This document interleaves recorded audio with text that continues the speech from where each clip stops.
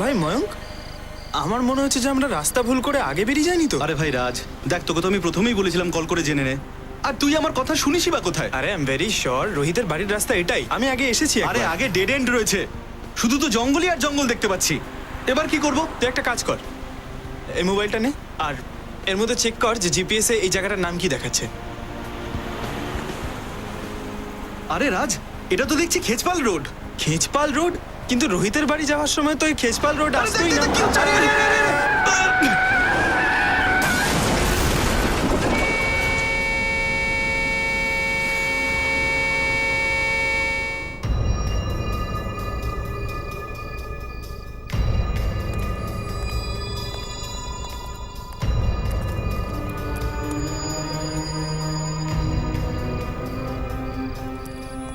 XZ001278 কালো রঙের গাড়ি, ভীষণভাবে ড্যামেজ হয়ে গেছে। মনে হচ্ছে কোনো বড় গাড়িতে ধাক্কা দিয়েছে। দুটো ছেলে খুব খারাপভাবে জখম হয়েছে, বাঁচার কোনো আশা দেখছি না। আমি ওদেরকে হসপিটাল নিয়ে যাবার চেষ্টা করছি। গাড়িটা তুলে নিয়ে যাও।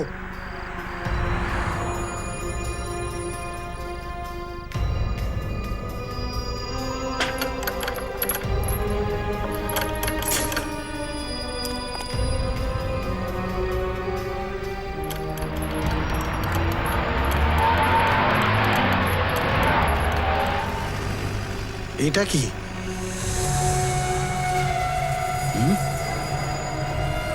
না, এটা তো কারোর কঙ্কাল। এর মানে হলো ডিভাইডারের ভেতরে কারো লাশ ছিল।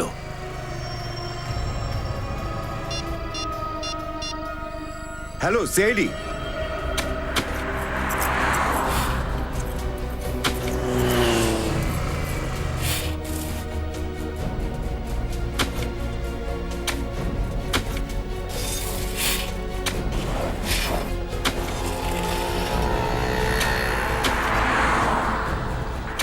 কেউ ভাবতেই পারেনি হয়তো যে এখানে একটা অ্যাক্সিডেন্ট হবে আর এই ডিভাইডার থেকে একটা লাশ বেরোবে। মনে হচ্ছে বেশ অনেকদিন আগে এই লাশটাকে পুঁতেছিল এখানে, যেটা এখন কঙ্কাল হয়ে গেছে। স্যার, খুনি লাশটাকে এখানেই পোতার কথা ভাবলো কিভাবে? ও ভেবেছিল হয়তো যে কেউ এই ডিভাইডার তো ভাঙবে না আর কেউ এই কঙ্কালটাও পাবে না। একটা কাজ করো, তোমরা বেরিয়ে এসো। সরো দেখি।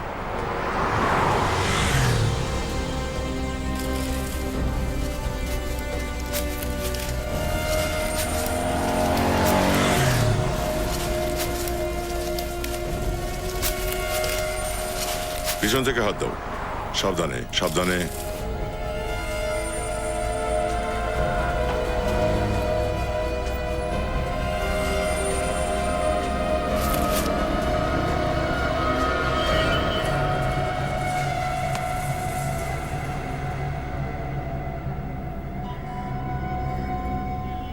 এই কঙ্কালটা কোনো মহিলার মনে হয়, আর এই যে পোশাক আছে এটাও কোনো মহিলার শাড়ি অথবা ওড়নার টুকরো মনে হয়। স্যার, এই কঙ্কালটা কোন মহিলার আর কে তাকে মেরেছিল এটা জানবো কি করে আমরা? ফ্রেডি, খুলির হাড় একদম ঠিকঠাক আছে, মুখটা আবার বানানো যেতে পারে। ঠিকই জানা যাবে যে এই মহিলা কে ছিল আর কে মেরেছে একে। স্যার, খুনি এই ওপেন এরিয়াতে লাশটাকে যে মেরে পুঁতে দিল, কেউ দেখতে পেল না কেন? এই ডিভাইডারটা যারা বানিয়েছিল সেই কন্ট্রাক্টর বা বিল্ডারের ব্যাপারে খোঁজ করতে হবে। তারাই বলতে পারবে যে এই লাশটা কে পুঁতে রেখেছিল এই জায়গায়। আরে তাড়াতাড়ি করো না ভাই, 2 মিনিটের কাজটা তোমরা 2 ঘন্টা লাগিয়ে দিচ্ছ। ঘরে যাবো, তারপর সবাই মিলে ইন্ডিয়া অস্ট্রেলিয়ার ম্যাচ বসে দেখবো। চলো চলো চলো, তাড়াতাড়ি করো, ফটাফট করো, ফটাফট, তাড়াতাড়ি তাড়াতাড়ি তাড়াতাড়ি, চলো চলো চলো।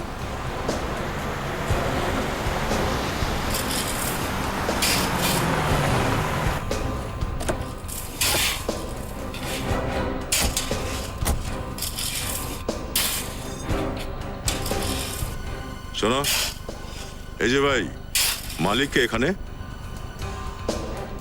মালিককে এই বিল্ডিংটার।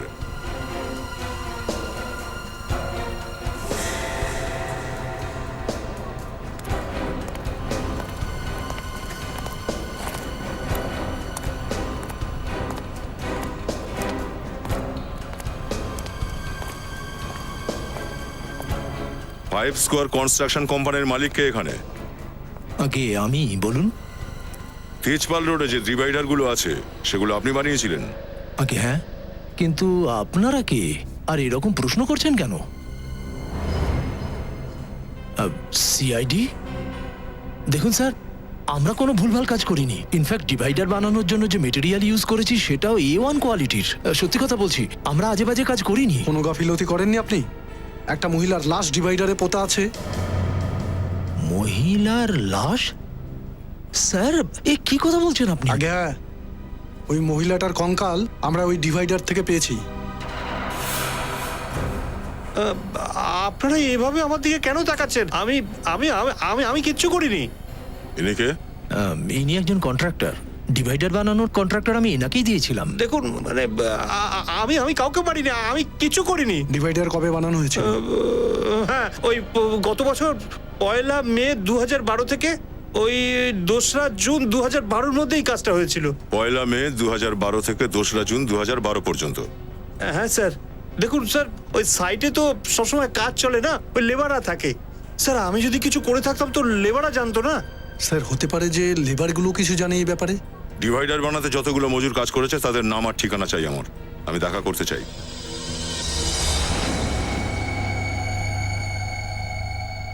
স্যার এটাই সেই জায়গা যেখানে আমরা কঙ্কাল পেয়েছি। আমার মনে হচ্ছে খুনি ওকে অন্য জায়গায় মেরে লাশটাকে লুকোনোর জন্য ওখানে নিয়ে আসে আর ডিভাইডারের নিচে পুঁতে দেয়। হ্যাঁ, আর ওই সময় খেজপাল রোডে ডিভাইডারে কাজ চলছিল, যেটা খুনি খুব ভালো করে জানতো। ব্যাস, আর ওটার সুবিধা নিয়েই ও ওই লাশটাকে ওখানে পুঁতে দিয়েছে। আর স্যার এই কাজটা একজনের তো হতে পারে না, আরো লোকও জড়িয়ে আছে এর মধ্যে। হ্যাঁ হতে পারে, কিন্তু এত কিছু হলো কিন্তু কেউ কিছুই দেখলো না। স্যার যেই কঙ্কালটা আমরা এখানে পেয়েছিলাম খেজপাল রোডে, এই রাস্তাটা আগে গিয়ে দুভাগে ভাগ হয়ে যায়। একটা রোড যায় এই ম্যারেজ হলের দিকে, আর দ্বিতীয় রাস্তাটা আসে এখানে জঙ্গলের দিকে। স্যার জঙ্গলের দিকটায় খুনি লাশটাকে জঙ্গলে কেন লুকোলো না? ওখানে তো খুব সহজেই ব্যাপারটা ঘটাতে পারতো। হ্যাঁ অভিজিৎ, কখনো কখনো জঙ্গলেও কাজ হয় গাছপালা কাটার জন্য। হতে পারে ওই সময় কোনো কাজ চলছিল, এই জন্য খুনির সাহসী হয়নি। স্যার হ্যাঁ, 1 মে 2012 থেকে 2রা জুন 2012 অবধি 9 জন মহিলা যে মিসিং হয়েছে তার রিপোর্ট করা হয়েছে। ঠিক আছে তো। স্যার তার মধ্যে 6 জন মহিলাকে খুঁজে বার করা হয়েছে। 2 জন মারা গেছে, একজনকে খুঁজে তো পাওয়া গেছে কিন্তু সে বাড়ি ফিরে যেতে চায় না। তার মানে হলো এই মেয়েটির মিসিং রিপোর্ট নিয়ে কোনো মুভ করা হয়নি। কেন কেন অ্যাভয়েড করা হয়েছে? স্যার হতে পারে যে এর পরিবারে কেউ নেই। হতে পারে সচিন, হতে পারে, কিন্তু সচিন আরো অনেক কিছু ঘটনা করতে পারে। একটা কাজ করি আমরা, ফরেস্ট ডিপার্টমেন্ট থেকে খবর নাও 1 জুন 2012 আর 2রা জুন 2012-র মাঝখানে ওই জঙ্গলে কিছু কাজ চলছিল কিনা। আর ওই কন্ট্রাক্টর বসন্ত আর ভুবন, এরা দুজনে যে ডিভাইডারে কাজ করার জন্য যে শ্রমিকদের নাম লিখিয়েছিল না, ওই সব শ্রমিকদের ব্যুরোতে ডেকে নাও।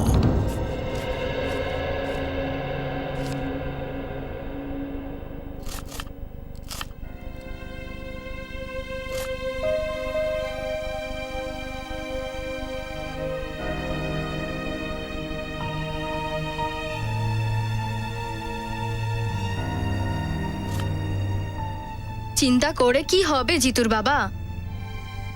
চিন্তা হবে না, ওর স্কুলের ফিস দিতে হবে। আচ্ছা এটা বলো এখনো পর্যন্ত কতটা জমেছে? কত জমাবো? মাত্র 1500 টাকা বাঁচাতে পেরেছি আমি। দেশের বাড়িতে টাকা না পাঠাতে পারলে বাবা মা খুব বিপদে পড়ে যাবে। তুমি চিন্তা করো না, যতটা আছে যেরকম আছে আমরা মিলেমিশে দিন যাপন করে নেবো। এখন আবার কে বেল বাজাচ্ছে? দেখো তো, খুলে দাও।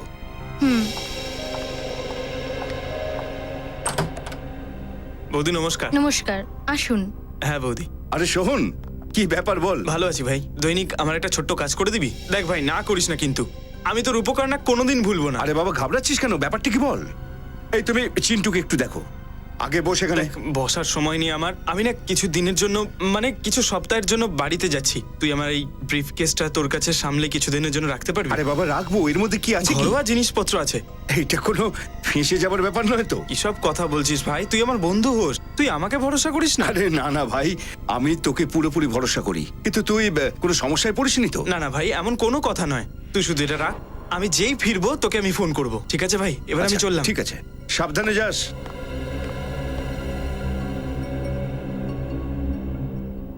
এই ব্রিফকেসটা কার? ওটা সোহনের, ও আমাকে দিয়ে গেল। ওকে হঠাৎই গ্রামে যেতে হচ্ছে। ও যখন গ্রাম থেকে ফিরবে আবার এটা নিয়ে যাবে। আচ্ছা, এখন আবার কে ফোন করলো? হ্যালো, হ্যাঁ আমি বলছি। কি? বলো, খেচপাল রোডে যে নতুন ডিভাইডার তৈরি হয়েছিল ওখানকার কাজ কতদিন ধরে চলছে? 1 মাস। 1 মাস? কিন্তু স্যার, আমরা কিন্তু কাউকে খুন করিনি। আমরা খুনি নই, শ্রমিক। বসন্ত বাবু, আপনি কিছু বলুন না। এতে আমার কি বলার আছে? ডিভাইডারের নিচে লাশ পাওয়া গেছে, সিআইডি তো জিজ্ঞেস করবেই। দেখুন স্যার, আমাদের একসাথে 3-4টে সাইটে কাজকর্ম চলতে থাকে। আমাদের আড়ালে ওরা কি করছে না করছে আমরা কি করে জানবো? হ্যাঁ, কিন্তু এদের মধ্যেই কারোর জানা আছে, সেই ওই লাশটা এখানে পুঁতেছে ওই ডিভাইডারের তলায়। না স্যার, এ কাজ আমরা করিনি, এ কাজ অন্য কেউ করেছে স্যার। কোনো অন্য লোকের কাজ? তাহলে তোমরা ওই অপরাধীকে দেখতে কেন পেলে না? তোমাদের সবার নজর এড়িয়ে লোকটা একটা লাশ পুঁতে দিল, আর কেউ কিচ্ছু জানতে পারলে না? আচ্ছা, শুধু এইটা বলুন যে আপনাদের মধ্যে কেউ কোনো এমন একজন লোককে ডিভাইডারের আশেপাশে ঘুরতে দেখেছেন যাকে আপনাদের সন্দেহ হয়? না স্যার, আমরা 1 মাসে পুরো ডিভাইডারটা তৈরি করে দিয়েছিলাম। এরকম লোককে দেখিনি। কেউ কিচ্ছু দেখেনি, কারোর কিচ্ছু জানা নেই। ঠিক আছে, সবাই যেতে পারো, কিন্তু মনে রেখো, যদি দরকার পড়ে আবার আসতে হবে।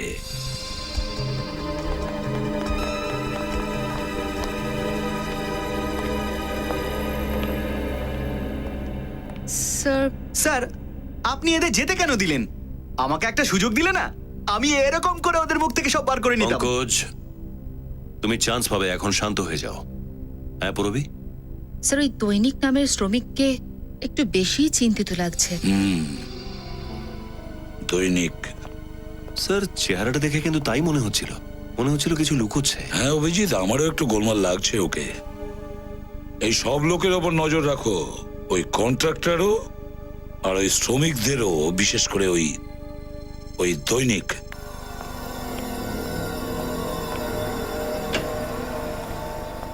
কি হলো সালুকে, এখন পর্যন্ত কিছু জানতে পারলে? আরে ভাই, কি বলি বলো তো, একে লাস্ট আমার পেছু ছাড়ছে না, তোমরা আবার কঙ্কালটা নিয়ে হাজির করলে। মাথা খারাপ করে দিচ্ছ আমার। আরে ডক্টর সালুকে একটু রেস্ট নিয়ে নিন। কেন এত কষ্ট দিচ্ছেন মাথাটাকে? ডক্টর সারিকা আছে তো, উনি করে নেবেন। কি সারিকা? অভিজিৎ ভাই, হ্যাঁ, সারিকা আর আমি দুজনে মিলে মাথা খাটিয়েছি, তবে একটা সিদ্ধান্তে ও পৌঁছেছি। তাহলে বলে দাও না, কি জানতে পেরেছো তোমরা? ব্যাপারটা হচ্ছে কি বস, এই মৃত লোকটির বয়স 25 থেকে 30 বছরের মধ্যে হবে। 25 থেকে 30 বছরের মধ্যে? আচ্ছা, আর মৃত্যুটা হলো কিভাবে? এর মৃত্যু হয়েছে ঘাড় ভেঙে দেওয়ার কারণে। ঘাড় ভেঙে দেওয়ার কারণে? হ্যাঁ বস, এই দেখো, এর ঘাড়ের হাড়ের মধ্যে ভাঁজ পড়ে গেছে। যখনই খুনির ঘাড়টা মটকেছে, এর হাড়টা ফেটে গেছে। শুধু তাই নয়, এরপর কোনো ধারালো জিনিস দিয়ে এর ঘাড়ের ওপর আঘাত করা হয়েছে। ঘাড় মটকানোর পর তারপর আবার ছুরি দিয়ে আঘাত করেছে? খুনির মাথার মধ্যে এসব কি ঘুরছিল? হতে পারে খুনি চাইছিল যে ও কোনোভাবেই যেন বাঁচতে না পারে, এই জন্য ও আরো একবার চেষ্টা করেছিল। একবার নয় বস, খুনি বারবার এর গলার ওপর আঘাত করেছে, আর তারপর এর গলাটাও কেটে দিয়েছে। এতটা নিষ্ঠুর? এই দেখো, আঘাতের কারণে এইখানটার ফেটে গেছে, স্বর নালী ফেটে গেছে। তা সত্ত্বেও এই মেয়েটি নিজেকে বাঁচানোর জন্য সম্পূর্ণ চেষ্টা করেছিল। গলা কাটার পর খুনি এর গলাটাকে বিচ্ছিরিভাবে খামচি করেছে। ঠিক সেই কারণে এর গলার নলির মধ্যে আমি খুনির হাতের আঙুলের নখ পেয়েছি।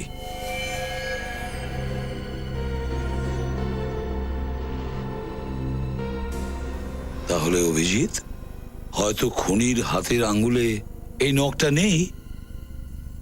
ডক্টর, এই নখ পুরুষ না স্ত্রী লোকের? ডিএনএ টেস্ট করেছিলাম, জানা গেছে যে এটা পুরুষের নখ। স্যার এটা লুটপাটের কোনো কেস নয় তো? কোনো জুয়েলারি বা কিছু ছিনতাই করেছে আর ওই ছিনতাইয়ের সময় নখটা ফেঁসে গেছে? হ্যাঁ, এর মৃত্যুটা কবে হয়েছে ডক্টর? 7 থেকে 8 মাস আগে হয়েছে।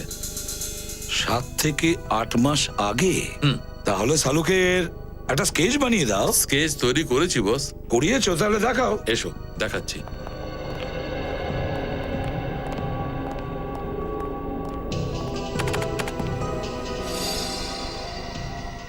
স্যার, হ্যাঁ, স্যার এই কঙ্কালের থেকে যে কাপড়টা পাওয়া গেছে এটা খুব দামি একটা সিল্কের শাড়ি। এই দেখুন। দামি সিল্ক? হ্যাঁ স্যার, পাটোলা সিল্ক। আর এর উপর যে সেলাই করা হয়েছে সেটা মেশিনে নয় বরং হাতে করা হয়েছে। আচ্ছা, স্যার পাটোলা সিল্কের ওপর হাতের এই কাজ, এটা তো মনে হচ্ছে গুজরাটের কোনো জেলার। তাহলে এক কাজ করো অভিজিৎ, গুজরাটে পাটনে যাও, খোঁজ নাও এই ধরনের সেলাই কোন কারখানায় হয়, আর সেখানে গিয়ে এই মেয়েটির ফটোও দেখাও। হয়তো এই মেয়েটির ব্যাপারে অনেক কিছু আমরা জানতে পারবো।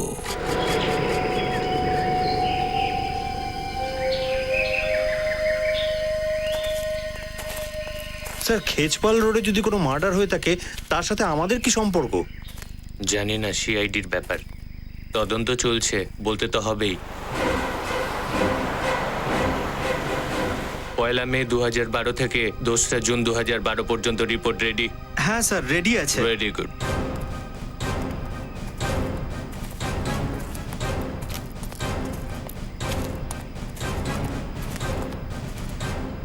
নমস্কার স্যার, আমার নাম অময় আর ইনি আমাদের head of the department mister চন্দন।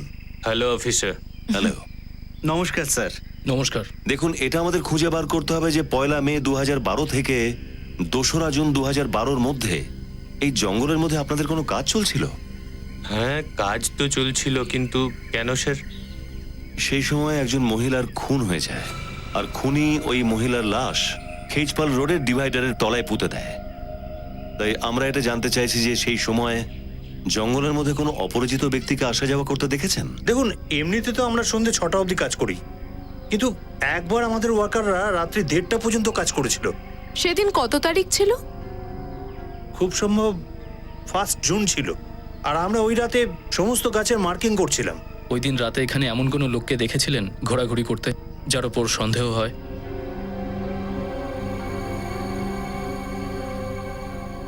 হ্যাঁ স্যার, মনে পড়েছে। আমি দেখেছি একটা লোককে। আপনি দেখেছেন? স্যার সেই রাতে আমি মরতে মরতে বেঁচেছিলাম। কেন, এরকম কি হয়েছিল? স্যার সেই রাতে আমি আমার শ্রমিকদের সাথে জঙ্গলেই ছিলাম। সব গাছগুলোর মার্কিং যখন শেষ আর আমরা ওখান থেকে বেরোবো বলে গোছাচ্ছিলাম,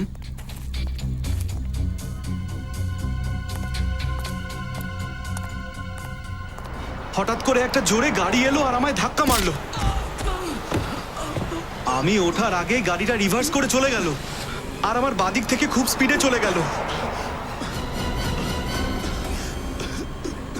আর ওরা গাড়িটা নিয়ে পালিয়ে গেল। কটা সময় এটা হয়েছিল? মনে হয় 9টা, 9:30টার মধ্যে।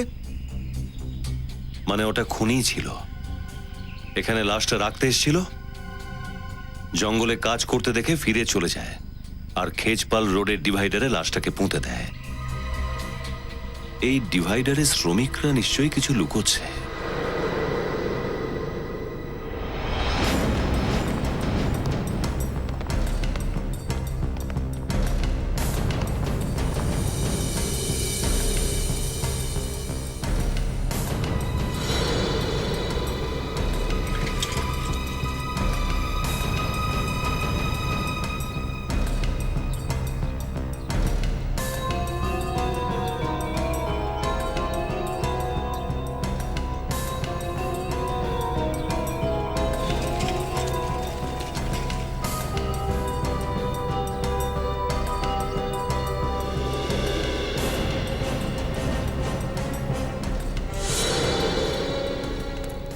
স্যার, স্যার চেতনের ব্যবহার একদম ঠিক ছিল।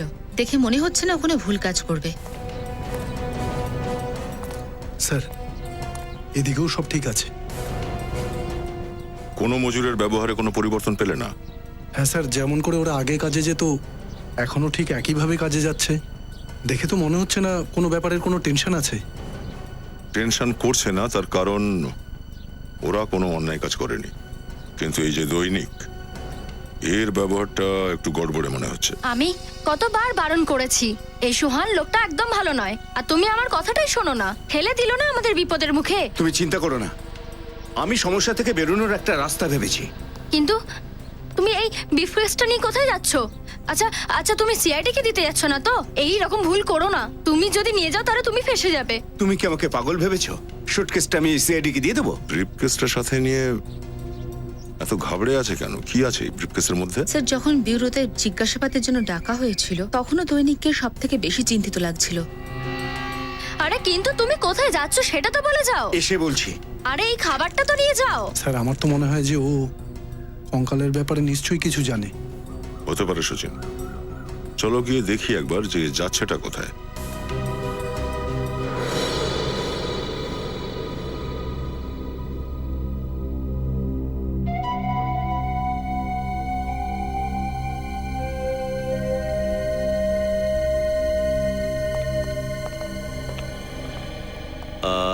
মালিক কোথায় এখানকার?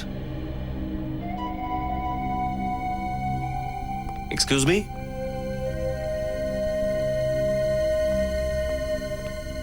আপনি এখানকার মালিক? আগে হ্যাঁ স্যার। এই ডিজাইনটা দেখে বলতে পারবেন এটা আপনার এখানে তৈরি কিনা? স্যার, ডিজাইনের ব্যাপারে আমি বলতে পারছি না, এই ধরনের মেটেরিয়াল অবশ্য আমরাই শুধু ইউজ করি। আচ্ছা, আপনি এটা দেখে বলুন তো।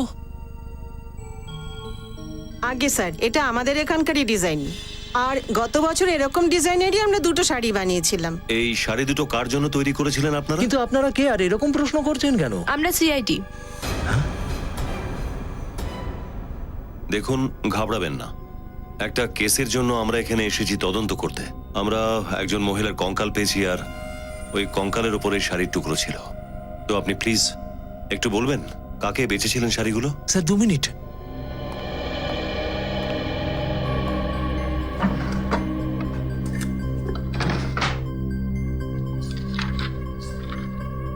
স্যার, এই যে এই দুজন আছে, একজন জিগ্নেশ বাবু, উনি বিশাল বড় বিজনেসম্যান। উনি ওনার স্ত্রীর জন্য অর্ডার দিয়েছিলেন 1 জানুয়ারি 2012-তে। আর দ্বিতীয়টা? দ্বিতীয়জন তানিয়া দেবী, উনি মুম্বাইয়ের। এনাকে আমরা ডেলিভারি দিয়েছিলাম 25 মে 2012 স্যার। তানিয়া দেবী মুম্বাই থেকে? ইনি আমাদের বহুদিনের পুরনো কাস্টমার স্যার। আমার মনে হয় ওনার বিয়ে হয়ে গেছে আর উনি বিদেশে চলে গিয়েছেন স্যার। ওনার বিয়ে কবে হওয়ার কথা ছিল? 1 জুন 2012 স্যার। আচ্ছা, উনি কি এই ভদ্রমহিলা? হ্যাঁ স্যার, ইনি তো। এই তানিয়া দেবীর অ্যাড্রেস আর ফোন নাম্বার নিশ্চয়ই আপনার কাছে আছে।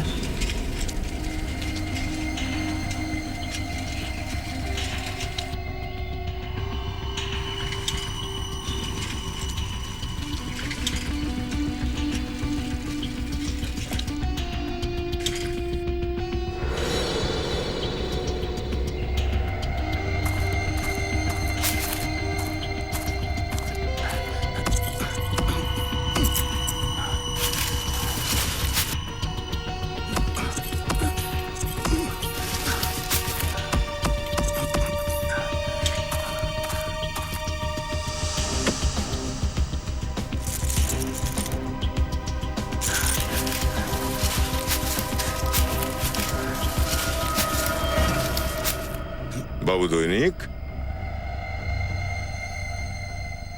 কেন এমন কাজ করছো? হ্যাঁ, এমনিতেই সোনার দাম খুব চড়ে গেছে, আর তুমি সোনা পুঁতে রাখতে চাইছো? কই না তো স্যার, আমি তো শুধু পুঁতে দেওয়ার তো এর পুরনো অভ্যাস স্যার।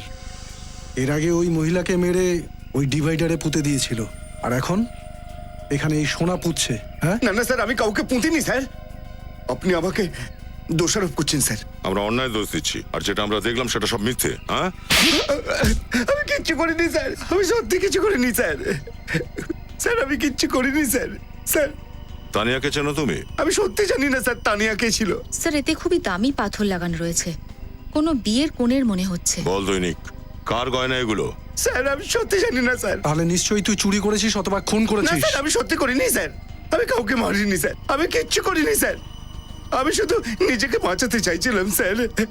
বাঁচাতে চাইছিলিস কাদের থেকে? আপনাদের থেকে স্যার। ও আমাকে একদম ফাঁসিয়ে দিয়েছে স্যার, দিব্যি দিয়ে বলছে স্যার এই ব্রিফকেসটা আমার নয় স্যার। কার তাহলে? শোনেন ম্যাডাম, ও আমাকে ব্রিফকেসটা রাখতে দিয়েছিল স্যার। আমি সেই সময় কিছু জানতাম না স্যার যে এর মধ্যে কি আছে। কার কথা বলছিস? আমার বন্ধু বলেছিল দুদিনের জন্য গ্রামে যাচ্ছে, 30 থেকে 1 জুন। সেই দুদিন আমি ওই ডিভাইডারের কনস্ট্রাকশনের কাজ করেছিলাম। যখন ও ফিরে এলো, ওর হাবভাব অন্যরকম ছিল। ওকে আমি অনেক জিজ্ঞাসা করার চেষ্টা করেছি, ও আমাকে কিচ্ছু বলেনি স্যার। ব্রিফকেসটা সোহন তোমাকে কবে দিল? স্যার সেই দিনই যেদিন আপনারা আমাদের সিআইডি ব্যুরোতে ডেকে পাঠিয়েছিলেন।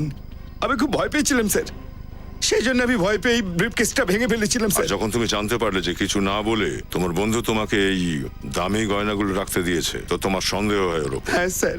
তো এই তোমার বন্ধু কোথায়? স্যার আমাকে বলে গিয়েছিল যে ও গ্রামে যাচ্ছে স্যার, মঙ্গলি স্যার। স্যার তার মানে তানিয়ার খুনের পিছনে সোহনের হাত আছে? অবশ্যই সোহনেরই হাত আছে, আর তাই ও গ্রামে পালিয়েছে। মঙ্গলিতে গিয়ে খোঁজ করতে হবে, আর একে অ্যারেস্ট করে নাও। দেখো লাইটের সুইচ কোথায়?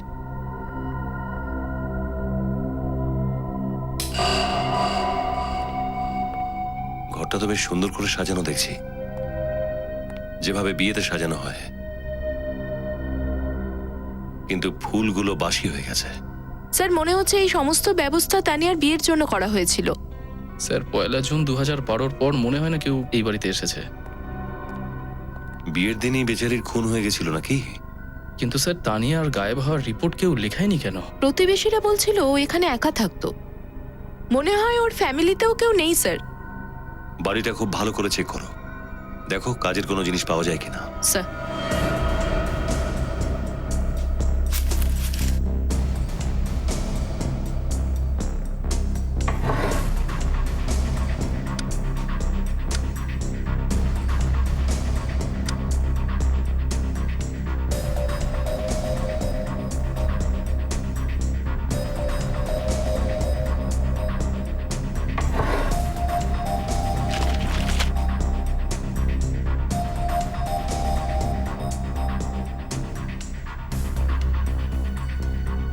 তানিয়া?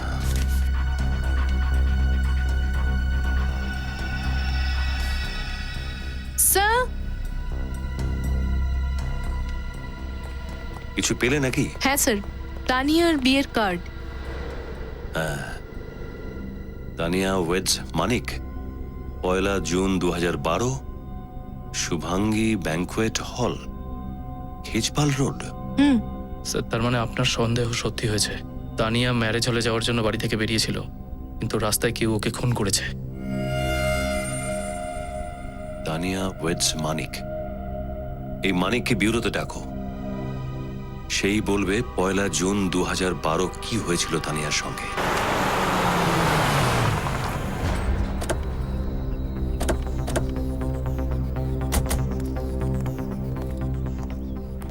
এই যে শোনো ভাই। হ্যাঁ বলুন। আচ্ছা এই সোহন কোথায় থাকে? কে সোহন? আরে ওই সোহন যে দুদিন আগেই মুম্বাই থেকে এখানে এসেছে। আচ্ছা আচ্ছা, ওই সোহন। স্যার আপনারা মনে হয় জানেন না, কি? ও মুম্বাই থেকে ফেরার পরই তো অসুস্থ হয়ে পড়েছে। কে আছে ওর কাছে? ওই ওর বোন কীর্তি থাকে ওর সাথে, ওই ওর দেখাশোনা করে। কোথায় থাকে ওরা? আগে বলুন কার সঙ্গে দেখা করতে চান? আপনি কি কীর্তি, সোহনের বোন? হ্যাঁ। আমরা সিআইডি থেকে আসছি, সোহনের সাথে দেখা করতে চাই। সিআইডি? দেখুন, ভয় পাওয়ার কিছু হয়নি। আমরা ওনার সঙ্গে কিছু দরকারি কথা বলতে চাই। আসুন। দাদা, ওনারা সিআইডি থেকে এসেছেন, তোমার সাথে কথা বলতে চান।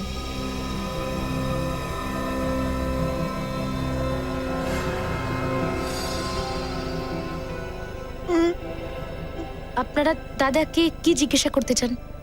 আসলে দাদা ঠিকমতো বলতেও পারবেন না। কি কি হয়েছে? গ্রামের ডাক্তারবাবু বলেছেন যে দাদাকে কোনো বিষাক্ত পোকা কামড়েছে। কবে হয়েছে এসব? সেদিনই, যেদিন দাদা শহর থেকে এখানে ফিরে এসেছিল। এখানে এসেই দাদা খেতে কারোর সঙ্গে দেখা করতে যান, আর ফেরার পরেই খুব জ্বর আসে দাদার। ব্যাস তখন থেকেই দাদা না কথা বলতে পারছে, না হাঁটতে পারছে। আর গ্রামের ডাক্তার বলেছে যে দাদা আর কখনো কথা বলতে পারবে না। স্যার কিন্তু আমার দাদা কি করেছে? আসলে উনি 1 জুন 2012 রাতে খেজপাল রোডে তানিয়াকে খুন করতে কাউকে সাহায্য করেছিলেন। কখনো কোনো লোকের ব্যাপারে বলেছেন কি উনি আপনাকে? না স্যার, দাদা তো কিচ্ছু বলেনি। শুধু দাদার মুখে চোখে একটা অদ্ভুত ভয় দেখতে পাই আমি।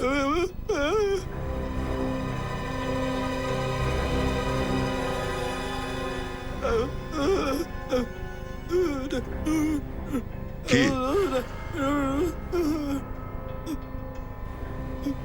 স্যার এ নিজের নিজের বোনের দিকে ইশারা করছে। কীর্তি? কীর্তি কিছু করেছে? দেখুন সোহন, কি বলতে চাইছেন আমরা বুঝতে পারছি না। কি? হ্যাঁ,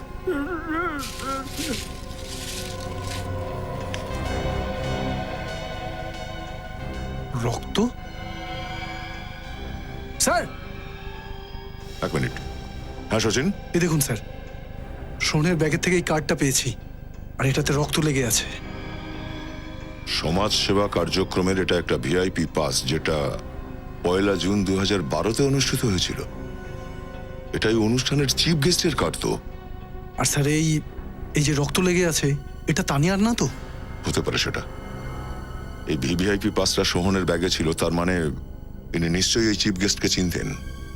আর এই পাসটাও কোনো একটা বিশেষ কারণে নিজের কাছে রেখে দিয়েছিল। একটা কাজ করি, এসো। যে লোকগুলো এই অনুষ্ঠানের আয়োজন করেছিলেন তাদের সঙ্গে দেখা করি, চলো। ওখান থেকেই জানতে পারা যাবে কার্ডের ওপরে এই রক্তের রহস্যটা কি। এসো স্যার, এই যে মানিক। হ্যাঁ মানিক, মানিক এই ফটোটা দেখো, একে চেনো তুমি? এই তো স্যার তানিয়া, ওর সঙ্গে আমার বিয়ে হওয়ার কথা ছিল। হ্যাঁ, তানিয়ারই ছবি এটা। আমি বলতে চাইছি তানিয়াই ছিল। যেখানে তোমার বিয়ে হওয়ার কথা ছিল সেখানে, ওখান থেকে কিছুটা দূরে আমরা তানিয়ার এই কঙ্কালটা পেয়েছি। কি? এটা হতে পারে না স্যার। সেটাই হয়েছে মানিক বাবু। কেউ তানিয়াকে বিয়ের পোশাকেই মেরে ফেলেছে আর ওকে মাটিতে পুঁতে দিয়েছে। কে মেরেছে আমার তানিয়াকে? হয়তো আপনি। আমি? আমি কেন মারবো? তাহলে তানিয়া নিখোঁজ হওয়ার পর আপনি এফআইআর কেন করেননি? ওকে খোঁজার চেষ্টা কেন করেননি আপনি? স্যার আমি ওকে খোঁজার প্রচন্ড চেষ্টা করেছিলাম, কিন্তু যখন ও বিয়ে বাড়িতে এলো না, আমি তখন বুঝে গেলাম যে ও আমাকে বিয়ে করতে চায় না স্যার। আর আমি খুব কষ্ট পেয়েছিলাম যখন ও এই ঘটনার পরে একবারও আমাকে ফোন করলো না। তাহলে তুমি ফোন করতে পারতে ওকে। স্যার আমি অনেক চেষ্টা করেছিলাম ওকে ফোন করার, কিন্তু ফোনটা সুইচ অফ ছিল। কিন্তু আমি জানতাম ওর কিছু আত্মীয়রা আমাদের বিয়ের বিপক্ষে ছিল। স্যার তানিয়া ওদেরকে খুব ভয় পেত, আর ও সবসময় বলতো যে ওর আত্মীয়রা খুবই বিপজ্জনক আর খুবই পাওয়ারফুল লোক। ও যখন বিয়ে বাড়িতে এলো না, তখন আমাদের বাড়ির লোকেরাও খুব রেগে গেল স্যার। আর আমি তখন বুঝে গেলাম যে ও ওর আত্মীয়দের জন্য ভয় পেয়েই এমনটা করেছে স্যার। কারা মনে আছে যারা ওর আত্মীয়? কখনো তানিয়া কি ওদের নাম বলেছিল? না স্যার, ও কোনোদিনও দেখাই করায়নি। তানিয়ার বাবা মার সাথে কথা বলনি কেন তুমি? তানিয়ার মা বাবা কেউ নেই স্যার। তানিয়ার সাথে শেষবারের মতো কখন কথা বলেছিলেন আপনি? এই ধরুন 8:30 নাগাদ, যখন ও বিউটি পার্লার থেকে বিয়ে বাড়ির জন্য বেরিয়েছিল। মানে যা কিছু হয়েছে সেটা বিউটি পার্লার আর ওই ম্যারেজ হলের মাঝখানেই হয়েছে। শুভাঙ্গী হল তো খেজপাল রোডে, তাই না? হ্যাঁ স্যার। তো সেদিন যখন আপনি ওখানে গেলেন, তো ওই ডিভাইডারের ওপর কি কোনো কাজ চলছিল? হ্যাঁ স্যার, চলছিল। ওখানে কাউকে দেখেছিলেন আপনি? না স্যার, কিছু দেখিনি স্যার। কারোরই চোখে পড়েনি। ঠিক আছে, যেতে পারো তুমি। আচ্ছা স্যার।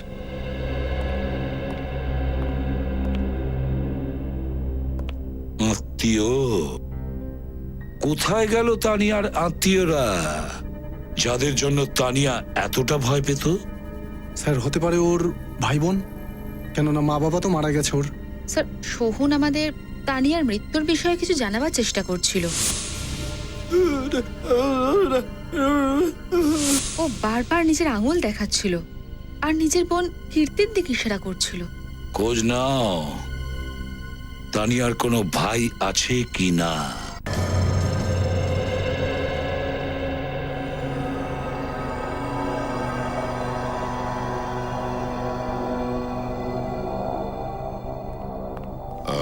এই যে শুনুন ভাই, এখন লাঞ্চ খাবার সময় 1 ঘন্টা পরে আসবেন। এত সময় নেই আমাদের হাতে, আমরা সিআইডি থেকে আসছি। সিআইডি? আসুন স্যার, বসুন। না না, আমরা বসার জন্য আসিনি, এখানে কিছু প্রশ্ন ছিল। নমস্কার স্যার, আমার নাম ঐশ্বর্য। দেখুন মিসেস ঐশ্বর্য দেবী। না না, আমি এখনো পর্যন্ত ঐশ্বর্যই আছি।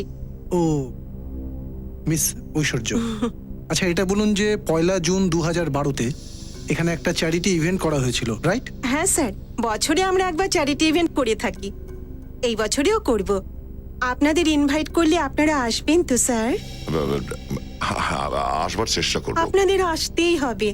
আসলে কি বলুন তো, গত বছরের ইভেন্টটা না ফ্লপ হয়ে গেছে। আপনারা যদি আসেন তাহলে ইভেন্টটা একদম জমে যাবে। ও আচ্ছা ঐশ্বর্য ম্যাডাম, আপনাদের এই ইভেন্টটা ফ্লপ কেন হয়েছিল? ওই ইভেন্টের চিফ গেস্ট যে ইভেন্টে আসেননি, রাত্রির 11টা অবধি আমরা সবাই ওনার জন্য ওয়েট করছিলাম, তারপরে সবাই তো ফিরে চলে গিয়েছিল। তো আপনারা খোঁজ নেননি যে উনি কেন এলেন না? আমরা পরে জানতে পেরেছিলাম যে রাস্তায় ওনার কিছু হয়েছে, আর উনি ডাক্তারের কাছেও গিয়েছিলেন। এইটাই ছিল না এই অনুষ্ঠানটা? হ্যাঁ হ্যাঁ, এটাই। Thank you. Thank you. Chief গেস্টকে মিট করতে হবে।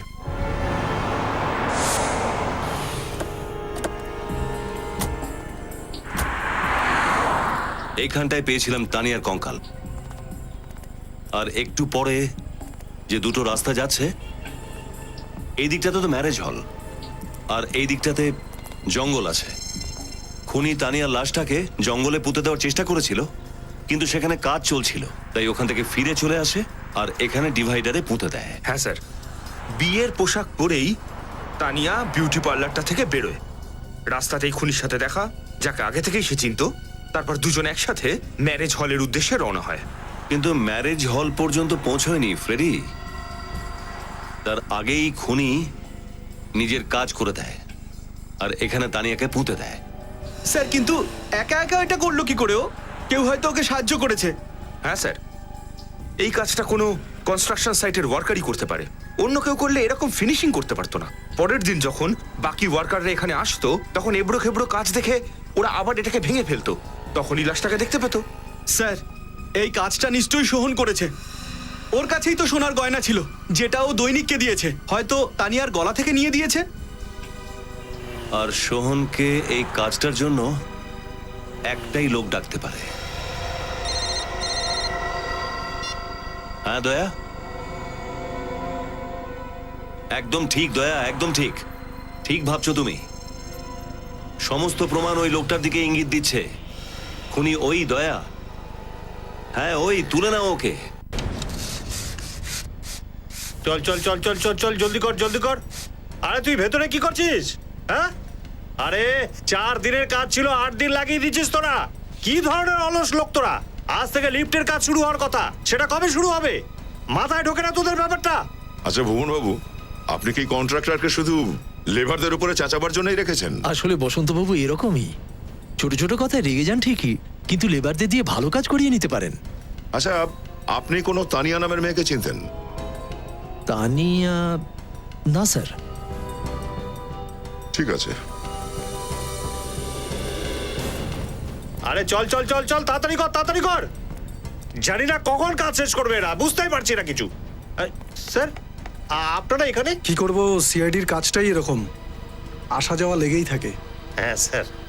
বসন্ত বাবু, আপনি তানিয়া বলে কাউকে চিনতেন? তানিয়া? না স্যার।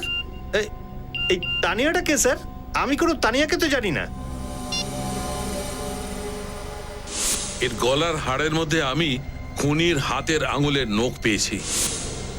বসন্ত বাবু, আপনার হাতের এই বুড়ো আঙুলটা ছোট থেকেই কি এমনই, নাকি কারোর সাথে মারামারি করতে গিয়ে এমন হয়েছে নখটা? না স্যার, আসলে এটা হলো গিয়ে ওই মানে, হ্যাঁ, আমার ওই গাড়ির টায়ারটা বদলানোর সময় আমার নখটা ওখানে ঘষে যায় আর এই নখটা ভেঙে যায় স্যার। গাড়ির টায়ার পাল্টাচ্ছিলেন নাকি তানিয়ার গলা টিপছিলেন? হ্যাঁ, স্যার ও স্যার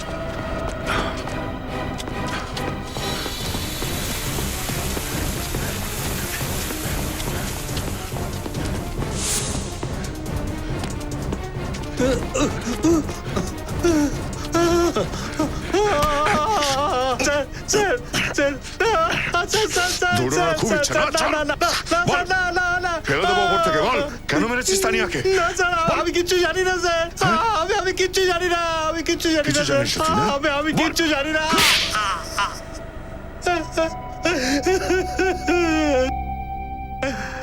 হ্যাঁ, স্যার আমি তানিয়াকে খুন করেছি। শুধু এটাই নয়, তুমি ওর ঘাড় ভেঙে দিয়েছো, গলা কেটেছো। লজ্জা করে না তোমার নিজের বোনকে এভাবে এরকম নৃশংসভাবে খুন করতে? ও আমার নিজের বোন ছিল না। ও তো সম্পর্কে তোমার বোনই ছিল, তাই না? হ্যাঁ, কেন খুন করেছো ওকে? কারণ আমি ঘেন্না করতাম ওকে। বাবা সমস্ত সম্পত্তি ওকে লিখে দিয়েছিল, আমার নামে একটা কানাকড়িও লিখে যায়নি। যদিও মানিককে বিয়ে করতো তো মানিক ওর সমস্ত সম্পত্তি নিয়ে নিত, সবকিছু ওর নামে হয়ে যেত।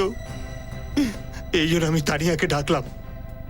আমি চেয়েছিলাম ও কাগজে সই করে দিক, যাতে যাতে বিয়ের পর সমস্ত প্রপার্টি আমার নামে হয়ে যায়। দেখ তানিয়া, তোর বিরুদ্ধে আমার কোনো অভিযোগ নেই। তুই একবার এই সম্পত্তির দলিলে সই করে দে, এরপর তোর রাস্তা আলাদা, আমার রাস্তা আলাদা। এটা কি বসন্ত দাদা? আমি ভেবেছিলাম তুমি পুরনো সব কথা ভুলে গিয়ে তোমার এই সৎ বোনকে ভালোবেসে কাছে টানতে চাও, কিন্তু তুমি আমার বিয়ের দিনে এই পেপারে আমাকে সাইন করতে বলছো। আমি আমার সম্পত্তি কখনো তোমাকে লিখে দেব না। গাড়ি থামাও। এই গাড়ি তো তখনই থামবে যখন তুই এই কাগজের উপর সই করবি। এতদিন আমি চুপ করেছিলাম, এমনকি আমি মানিককেও কখনো বলিনি যে আমার এক সৎ দাদাও আছে, যে শুধু টাকাকে ভালোবাসে, আমাকে নয়। কিন্তু এবার আমি সবাইকে তোমার স্বরূপটা চিনিয়ে দেব। আমি বলছি গাড়িটা থামাও দাদা, আমি কিন্তু খুব জোরে চিৎকার করবো। গাড়িটা থামাও দাদা, গাড়িটা থামাও, বাঁচাও, কেউ আছে, বাঁচাও।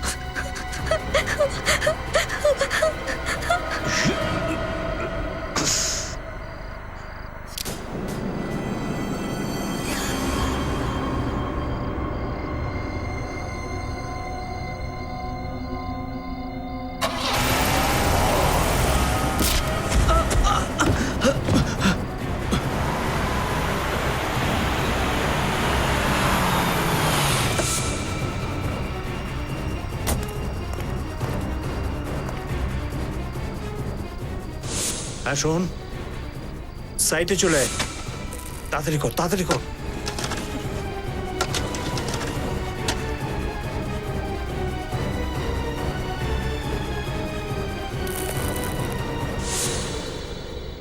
কিন্তু তুমি স্বপ্নেও কখনো ভাবতে পারোনি যে ওই রাস্তায় একদিন অ্যাক্সিডেন্ট হবে, ডিভাইডার ভাঙবে, আর তোমার অপরাধ সামনে চলে আসবে।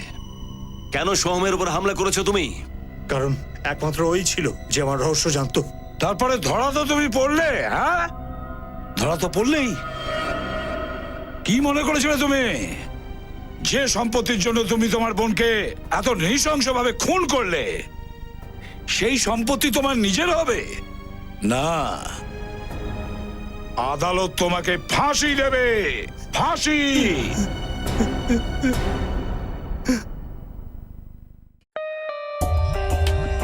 For more updates, subscribe to our channel, click the show links and enjoy watching the videos.